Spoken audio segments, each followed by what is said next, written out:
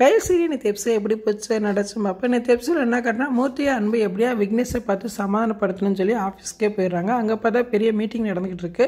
அந்த மீட்டிங்கில் விக்னேஷ் தான் தலைமையேற்று பேசிக்கிட்டு இருக்காரு. இது தெரியாமல் ரெண்டு பேருமே உள்ளே போய் மூர்த்தி வந்து சொல்லிக்கிட்டு இருக்காங்க குடும்ப பிரச்சனையை பற்றி. இதனால் மீட்டிங்கில் இருக்க எல்லாருமே முகம் சுழிச்சிக்கிட்டு இருக்காங்க.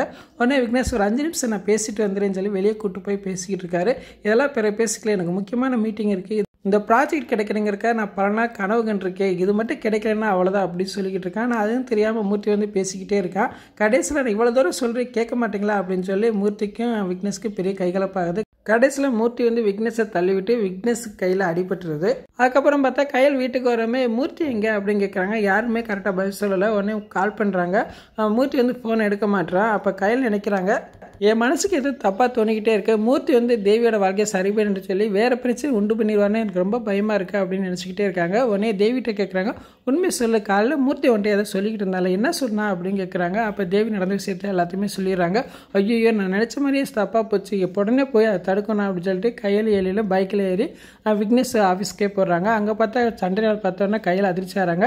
நான் நினச்ச மாதிரியே ஆகிப்போச்சு அப்படின்னு சொல்லி பார்த்துடுறாங்க. விக்னேஷ் வந்து அடிப்பட்டதாக இருக்காரு. உங்களை நான் ஹாஸ்பிட்டலுக்கு கூப்பிட்டு போகிறேன் அப்படின்னு கையை சொல்லிக்கிட்டு இருக்காங்க. அப்போ விக்னேஷ் சொல்கிறா, மொதல் அடிக்க விட்டுருவீங்க, அதுக்கப்புறம் சமாதானம் பேச வருவீங்களா, எதுக்குலாம் நான் மயங்க மாட்டேன் அப்படின்னு விக்னேஷ் சொல்கிறாரு. அந்நேரம் அங்கே இருக்க ஸ்டாஃப் எல்லாருமே விக்னேஷை கூப்பிட்டு ஹாஸ்பிட்டலுக்கு கூப்பிட்டு போயிடுறாங்க. அப்போ கையில் வந்து அன்பு மூர்த்தி மேலே உச்சக்கட்டு கோவத்தில் இருக்காங்க. எதுக்கு இங்கே வந்தீங்க அப்படின்னு சத்த போடுறாங்க. இல்லைக்கா அப்படின்னு அன்பு ஏதோ சொல்ல வர, எது பேசாத அப்படின்னு சொல்லி அன்பையும் மூர்த்தி பலார்னு அறைகிறாங்க. அப்படி எபிசோட முடிச்சிட்டாங்க. நாளைக்கு எபிசோட் எப்படி இருக்கும் பார்த்து பேசுவோம். இந்த வீடியோ பிடிச்ச மெடிக்கு லைக் கொடுங்க, மறக்காமல் சப்ஸ்கிரைப் பண்ணுங்கள். தேங்க்யூ.